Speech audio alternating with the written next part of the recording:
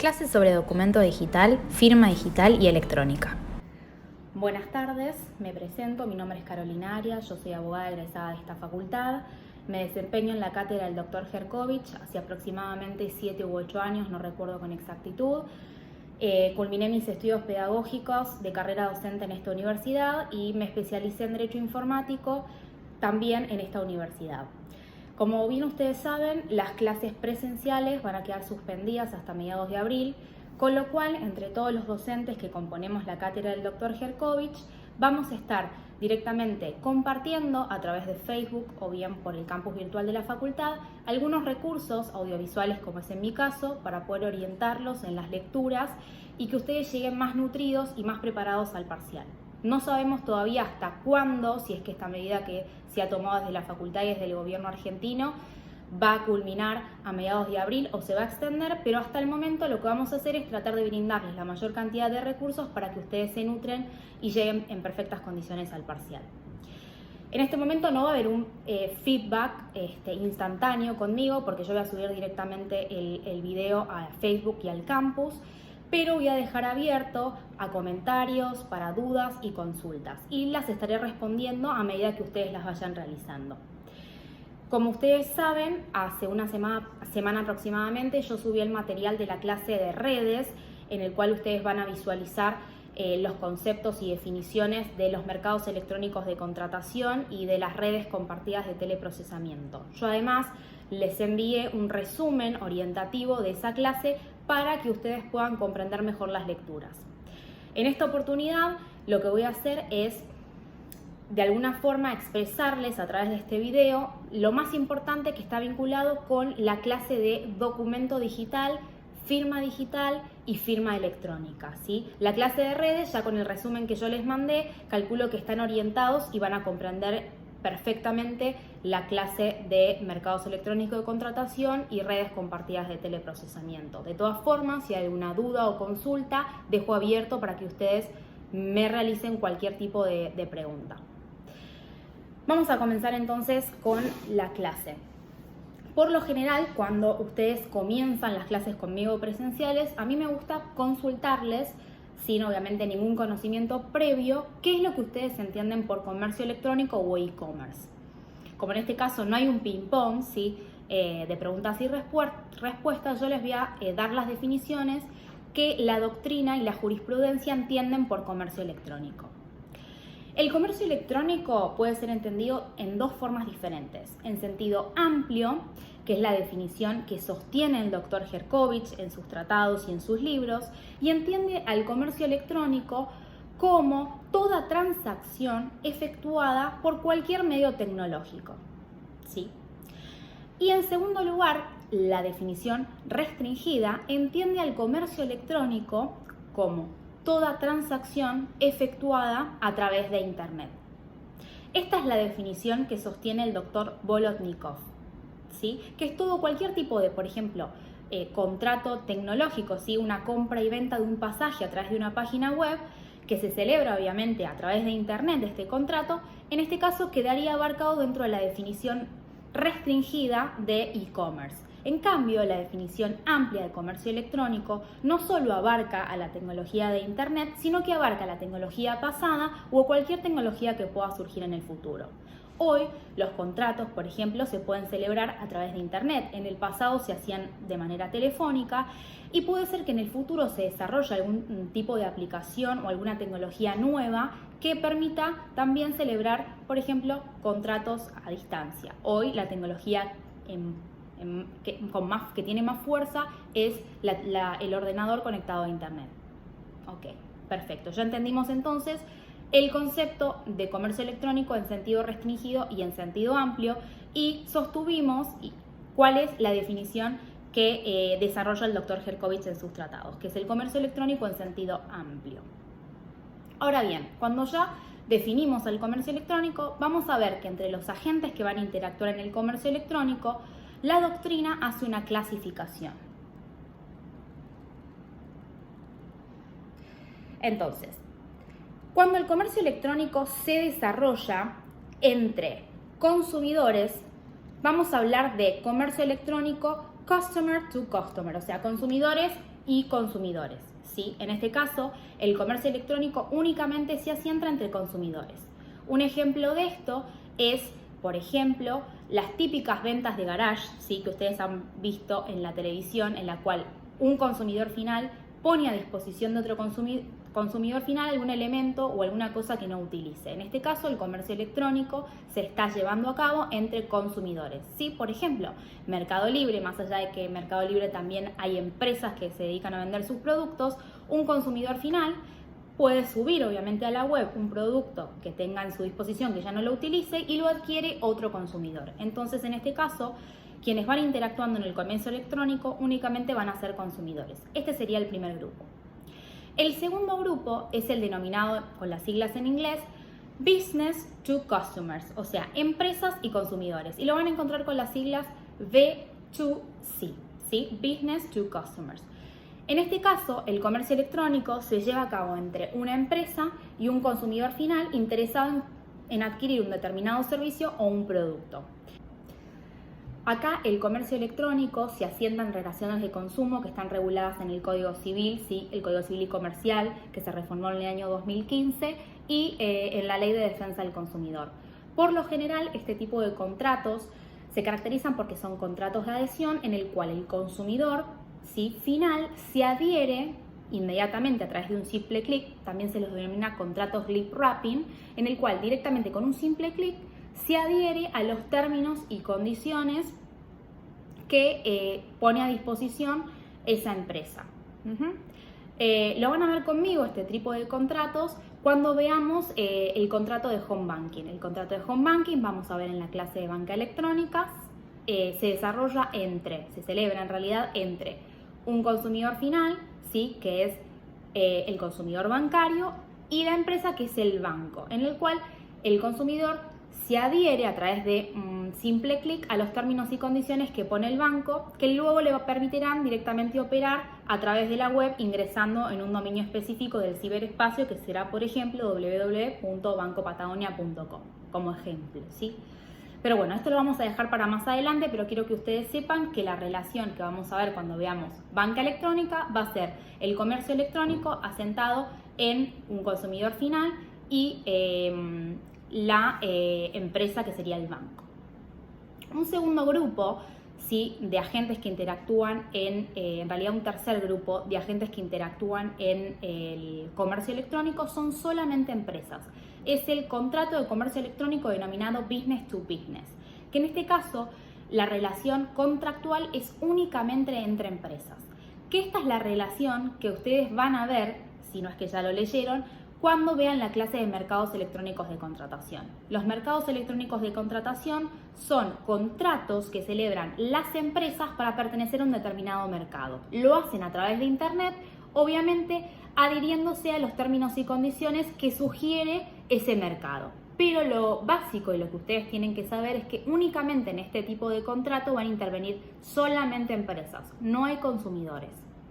El ejemplo de este tipo de relación contractual para el e-commerce es el caso que yo les mandé a ver un video, que es el de Solo Stocks. Solo Stocks es una plataforma virtual que une únicamente empresas para que entre ellas con posterioridad se puedan directamente celebrar diferentes tipos de contratos. Es una plataforma que permite que las empresas se pongan en contacto unas con otras. Pero la característica principal de este tipo de relación es que solamente van a interactuar empresas.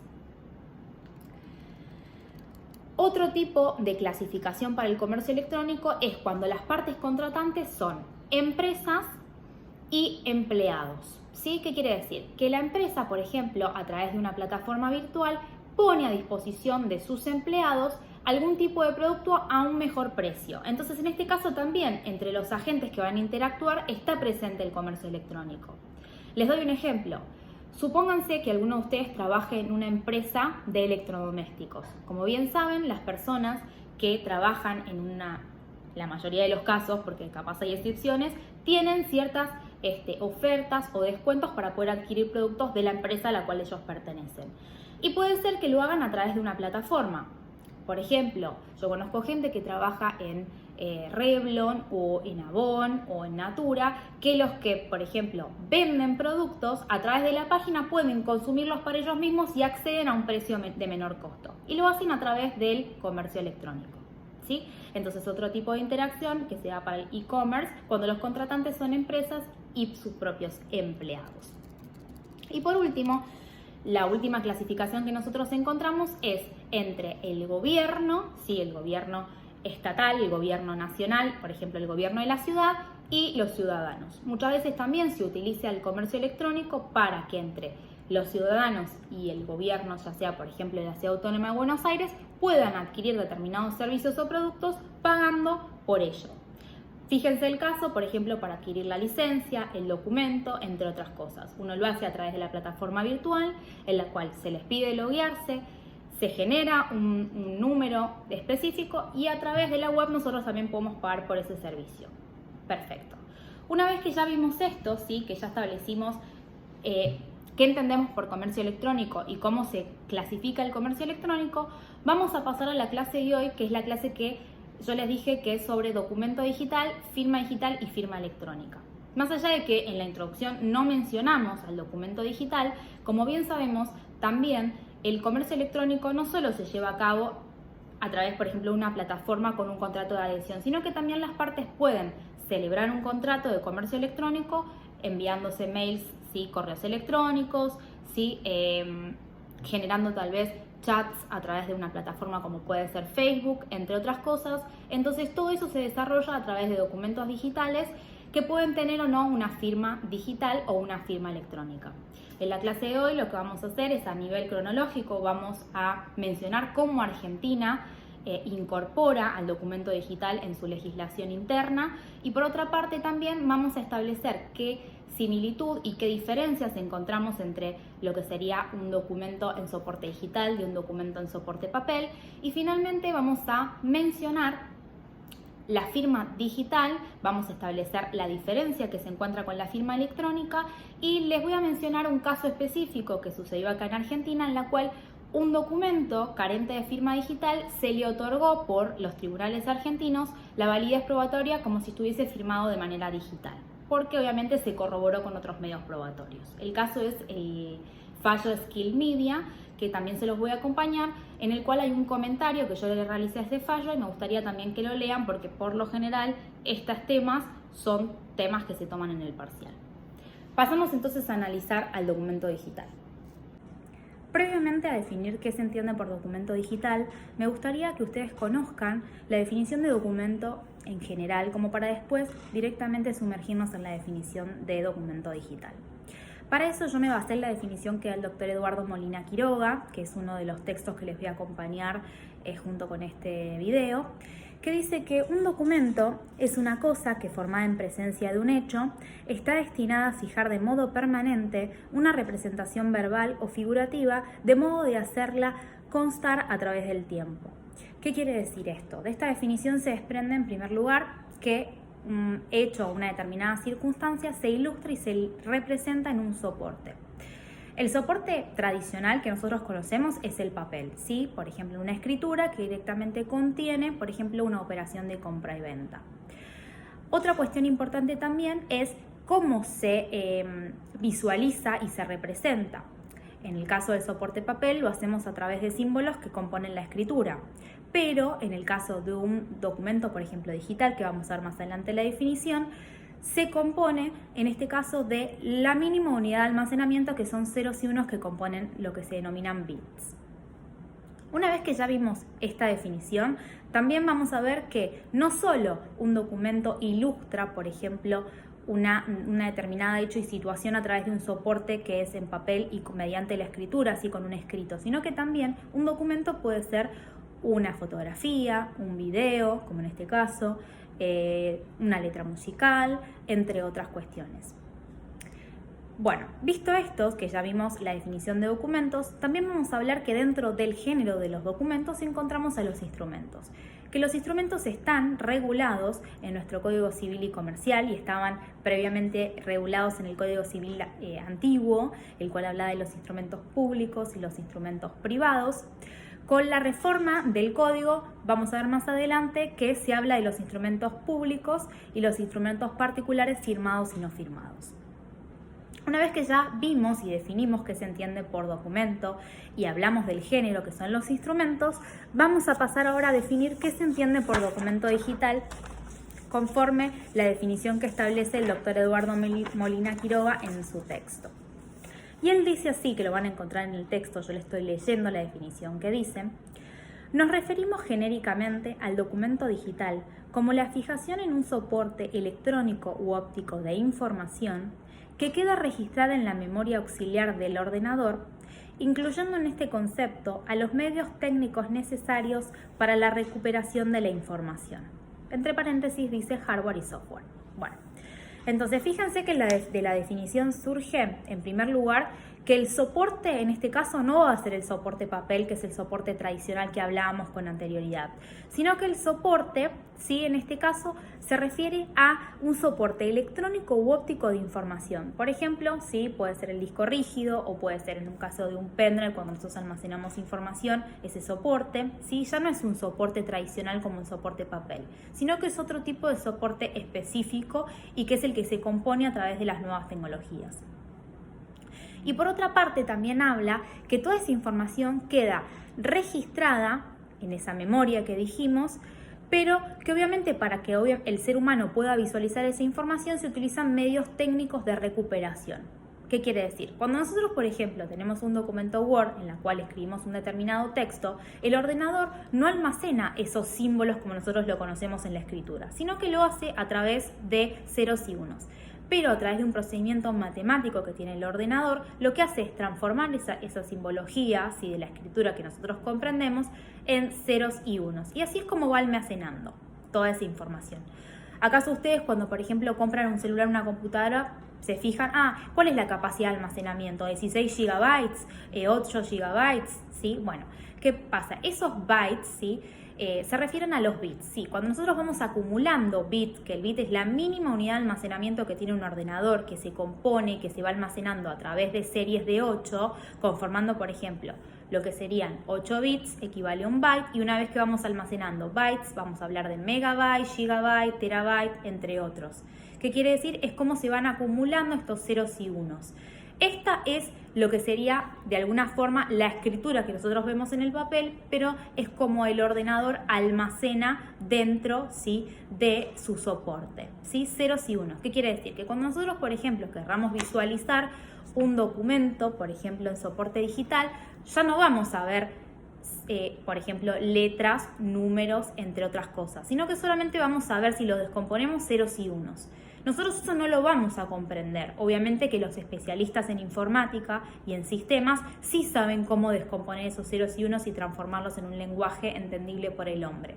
Por eso es que dice la definición, fíjense que dice, incluyendo en este concepto a los medios técnicos necesarios para la recuperación de la información. ¿Por qué? Porque el ordenador tiene medios técnicos necesarios que hacen que a través de periféricos de salida, como el monitor o la impresora, puedan esos ceros y unos transformarse en un lenguaje entendible por el hombre. Si ustedes van un poco más profundo y si a alguno le interesa, pueden ver que existe la codificación ASCII, que la codificación ASCII es la manera en la cual se va a transformar esa simbología humana que nosotros entendemos y esa escritura alfanumérica en una codificación binaria que es ceros y unos. ¿Se entendió más o menos cómo es que se compone este documento digital? Perfecto. Bueno, recuerden que al principio de la clase mencionamos y hablamos que vamos a establecer en orden cronológico cómo el documento digital es regulado, ¿sí?, en nuestras normas internas argentinas. Vamos a pasar entonces ahora a analizar ese punto. La primera vez que se habló del documento digital fue en el año 1996, cuando se sancionó una ley del Archivo General de la Nación, más precisamente en su artículo número 30, que por primera vez se otorgó valor jurídico y probatorio a un documento digital. Yo les voy a mencionar lo que dice especialmente el artículo 30 respecto de la documentación del Archivo General y su digitalización. Dice así: la documentación financiera, la de personal y la de control de la Administración Pública Nacional, como también la administración comercial que se incorpore a sus archivos, podrán ser archivados y conservados, fíjense esta parte importante, en soporte electrónico u óptico indeleble, cualquiera sea el soporte primario en que estén redactados y construidos, utilizando medios de memorización de datos cuya tecnología conlleve la modificación irreversible de su estado físico y garantice su estabilidad, perdurabilidad, inmutabilidad e inalterabilidad, asegurando la fidelidad, uniformidad e integridad de la información que constituye la base de la registración. Fíjense que fue la primera vez que se mencionó el documento digital. ¿Por qué? Porque dice que cualquier archivo, sí, que desde la documentación financiera, la de personal y la de control de la administración pública, podrá ser conservado y archivado en cualquier soporte, siempre y cuando obviamente este soporte, por ejemplo el soporte en este caso se refería al soporte digital, conlleve a una serie de componentes que hacen que ese documento no sea fiel, sea uniforme e íntegro respecto del documento original, que vamos obviamente a mencionar con posterioridad estos temas y estas características que tienen puntuales y que tienen que conformar los documentos para obviamente tener validez y eficacia probatoria. Entonces fue en este año, en el año 1996, que se incorporó obviamente el término despapelización. Este término despapelización lo incorporó el doctor Eduardo Molina Quiroga, así como también el doctor Brena, sí, que es uno de los grandes autores que están vinculados con la regulación y con la doctrina del derecho informático y del comercio electrónico, en el cual si un documento en soporte electrónico óptico, ¿sí? Un documento digital, cumple con la misma función que un documento en soporte papel, no hay que negarle eficacia jurídica por el simple hecho de no estar en un soporte al que estaba regulado con anterioridad. Nosotros sabemos que las tecnologías crecen mucho más rápido que la regulación jurídica, ¿sí? De esa nueva tecnología en nuestro ordenamiento. Entonces, si, por ejemplo, celebramos contratos utilizando medios electrónicos, por ejemplo, un correo electrónico, no hay que desestimarlo, ¿sí? Ese documento, por el simple hecho de no estar regulado actualmente en nuestro código. Que fue muchas veces lo que pasaba, por ejemplo, en tribunales laborales, en donde directamente desestimaban prueba que se encontraba en correos electrónicos por el simple hecho de que el Código Civil y la Ley de Contratos de Trabajo no reconocía el documento digital. Estas cuestiones que recién acabamos de mencionar de la eficacia que hay que otorgarle al documento digital no surge de la nada, sino que nacen, en realidad, estos principios de una comisión específica. Seguramente lo van a ver con Joaquín o lo van a ver con Alejandro o con el doctor Herkovich, que capaz que se los mencionó en el primer día de clases, sobre la UNCITRAL o NUDMI. Si es una unidad específica que se crea en las Naciones Unidas para el derecho mercantil internacional. UNCITRAL son las siglas, o NUDMI son las siglas, Comisión de las Naciones Unidas para el Derecho Mercantil Internacional.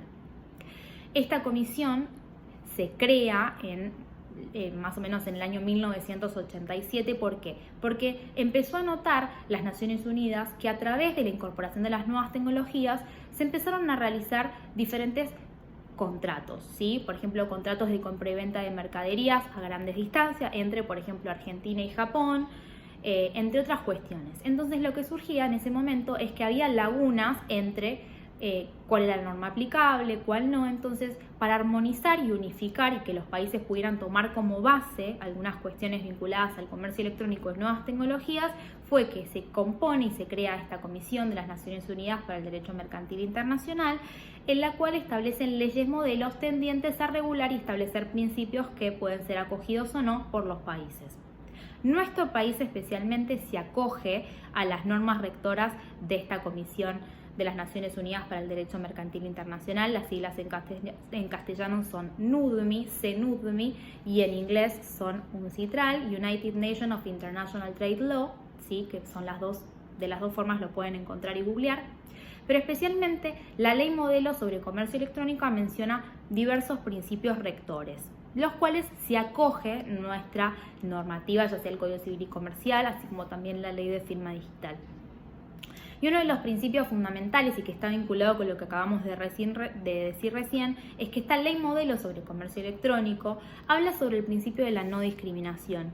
Y dice así el doctor Eduardo Molina Quiroga cuando habla de este principio y cuando lo recoge de esta ley modelo, que dice que este principio responde a la idea básica de que los negocios jurídicos perfeccionados mediante el uso de las nuevas tecnologías no pueden ser tenidos en peores condiciones jurídicas que los llevados a término por medios convencionales y tradicionales.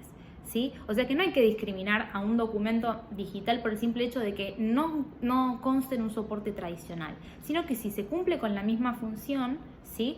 Obviamente que no tiene que ser dejado en peores condiciones, sino que hay que otorgarle eficacia jurídica.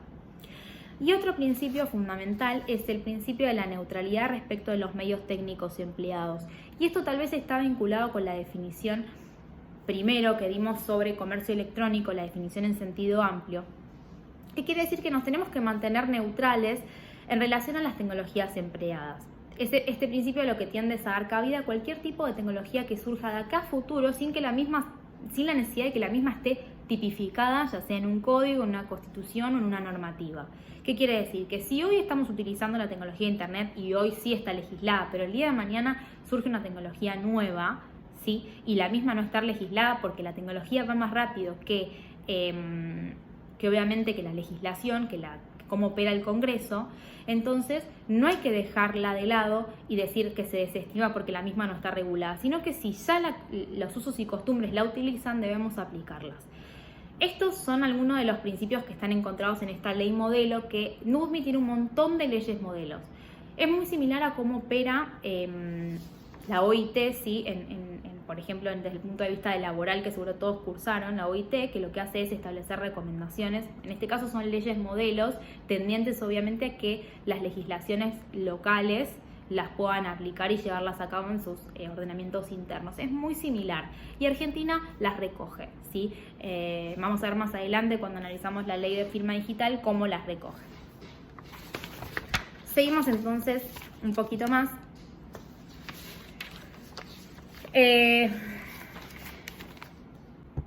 Bueno, entonces en el año 1996, como dijimos, fue la primera vez que se habla de documento digital. Cuando se volvió a hablar de documento digital fue con la ley de firma digital en el año 2001, que también se menciona el documento digital, pero que lo quiero dejar para más adelante cuando expliquemos la firma digital. Hasta el año 2015, nuestro Código Civil y Comercial no hablaba sobre el documento digital, sino que nos regíamos obviamente con un documento tradicional, el documento en soporte papel, en la escritura, y a veces sucedía que había muchísimos jueces que se acogían a las nuevas tecnologías y la aplicaban y no desestimaban, por ejemplo, un correo electrónico, y había otros jueces que directamente desoían a los usos y costumbres en el cual un contrato podía perfeccionarse utilizando correos electrónicos o bien plataformas virtuales, y directamente desestimaban un correo electrónico o un documento digital. Recién se habló del documento digital en el código con la reforma en el año 2015 del Código Civil y Comercial. Yo ahora les voy a mencionar específicamente en los artículos en los cuales se menciona al documento digital. El primer artículo que menciona y que regula el documento digital es el artículo 286, que dice así: la expresión escrita puede tener lugar por instrumentos públicos o por instrumentos particulares firmados o no firmados, excepto en los casos en que determinada instrumentación sea impuesta. Puede hacerse constar en cualquier soporte, siempre que su contenido sea representado con texto inteligible, aunque su lectura exija medios técnicos. Fíjense que aquí en este artículo se incorpora y se menciona el documento digital cuando habla que puede hacerse constar en cualquier soporte siempre que su contenido sea representado con texto inteligible, aunque su lectura exija medios técnicos. Esto está vinculado con la definición que dio el doctor en realidad Eduardo Molina Quiroga, de qué es un documento digital. Sí, que mencionamos que solamente un ordenador almacena a través de ceros y unos y que a través de un procedimiento matemático específico el hombre lo puede visualizar a través de,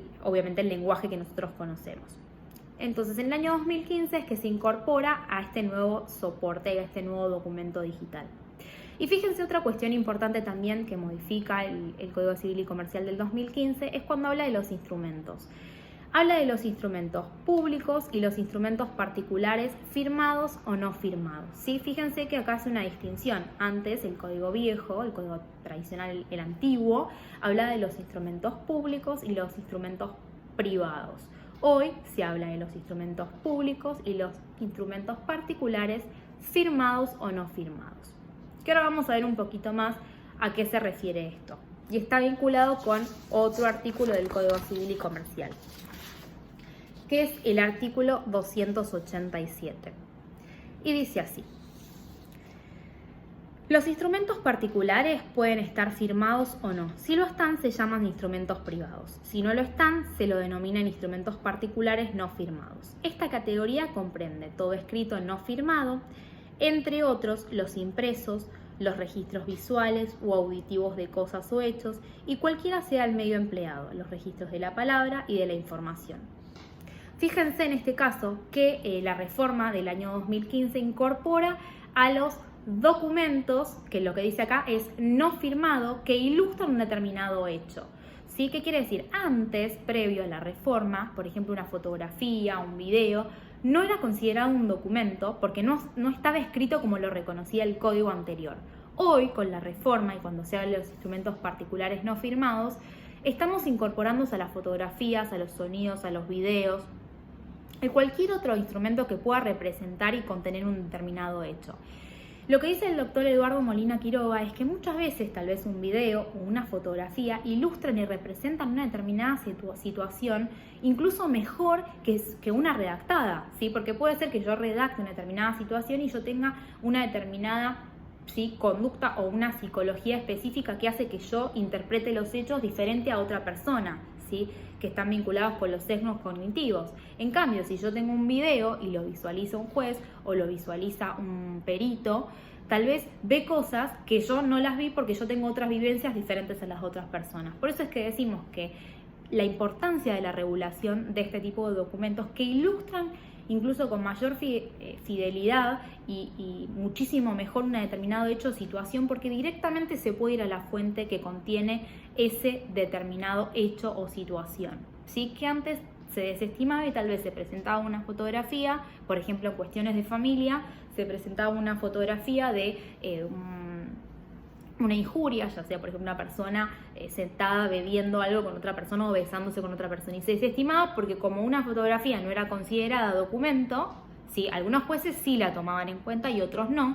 Entonces esto directamente vino a solucionar esa laguna que existía en el derecho, ¿sí?, regulando específicamente que un documento no es solamente un documento digital, un documento en tradicional escrito, sino que también un documento puede ser una fotografía, una grabación, un registro de la voz, ¿sí? Por ejemplo en WhatsApp, ¿sí?, cuando nosotros enviamos un archivo o un audio, en ese caso también es un documento. Bueno, perfecto. Bueno, ahora vamos a pasar a un punto muy importante que se refiere a la admisibilidad y eficacia probatoria de los documentos digitales. Es decir, ustedes como futuros abogados, si tienen un documento digital, hay una serie de requisitos que va a tener en cuenta el juez a la hora de otorgar o no validez probatoria a un documento en soporte electrónico u óptico. Un primer punto, y lo que nosotros tenemos que demostrar, es la inalterabilidad del documento. ¿Qué quiere decir? Si nosotros, por ejemplo, tenemos un correo electrónico en el cual se establece en ese correo electrónico que existe una relación contractual con una determinada empresa que desconoce ese vínculo contractual conmigo, yo lo que tengo que demostrar es que obviamente ese documento digital, ese correo electrónico que se enviaron entre las partes, que envié yo y que le envié a la empresa, es permanente y que no ha sido modificado. Entonces, para eso nosotros lo que tenemos que hacer es directamente solicitar una prueba pericial, ¿sí?, una pericia informática en la cual el perito informático demuestre que ese documento no ha sido modificado. O sea que vamos a tener que solicitar otro medio de prueba que corrobore esa inalterabilidad del correo electrónico. Un segundo punto es la autenticidad de ese documento. ¿Qué quiere decir? Que ese correo electrónico, por ejemplo, ha sido firmado por mí, es decir, que yo fui la persona que lo confeccionó, y por parte de la empresa, que también la empresa es realmente la persona que lo confeccionó. Entonces también en este caso debemos basarnos en una pericia informática o en otro tipo de medio probatorio.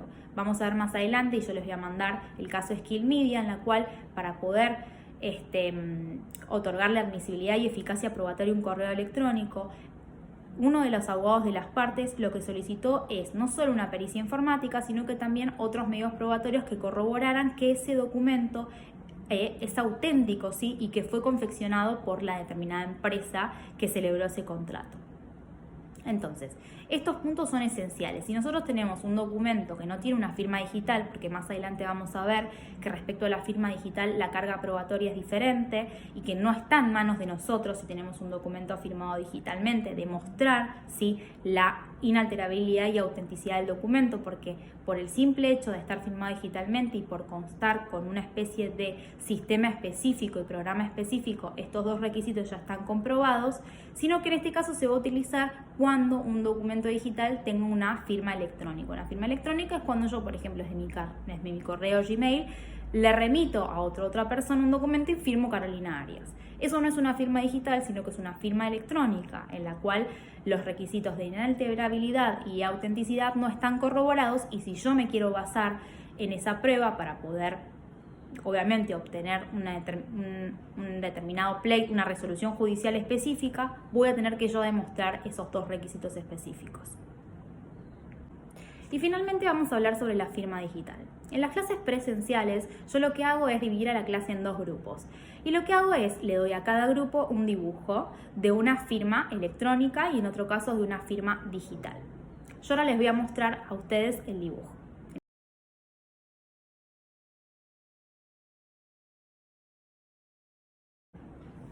Bueno, en la primera fotografía ustedes pudieron visualizar un token. Un token es un dispositivo electrónico que se utiliza para firmar digitalmente. Y en el segundo lugar es una pizarra óptica como la que utilizan, por ejemplo, cuando ustedes van a sacar su documento de identidad o registro, en la cual ustedes hacen su firma en la placa magnética de ese ordenador y de ese dispositivo electrónico. Y en ese caso vamos a estar hablando de una firma electrónica.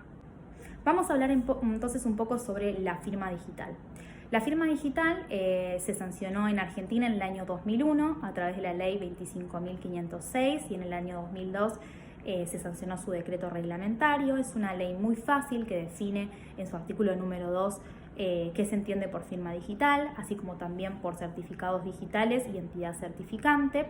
Pero básicamente a mí lo que me interesa para que entiendan mejor cómo opera una firma digital es que vean el siguiente video que les voy a acompañar recién.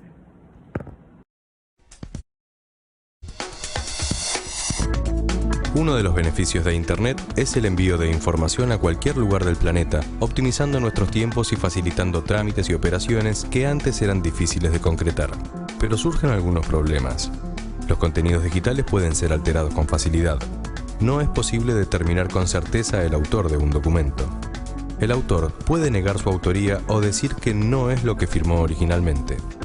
Un documento electrónico no posee la validez jurídica de un documento en papel. La firma digital es la solución a estos problemas. Pero, ¿qué es la firma digital? Es una herramienta tecnológica que nos permite asegurar el origen de un documento o mensaje y verificar que su contenido no haya sido alterado. Un documento electrónico firmado digitalmente posee la misma validez jurídica que un documento en papel firmado de puño y letra, garantizando de esta manera que no pueda ser objeto de repudio. Actualmente la firma digital tiene muchas aplicaciones. Se la utiliza para hacer trámites con entidades públicas, tales como declaraciones impositivas y notificaciones judiciales, operaciones bancarias, contratos a distancia y documentos de comercio exterior. Además, muchos sistemas de historias clínicas han incorporado esta tecnología y actualmente se usa como identificación y autenticación en Internet y sistemas informáticos. ¿Cómo lo logra?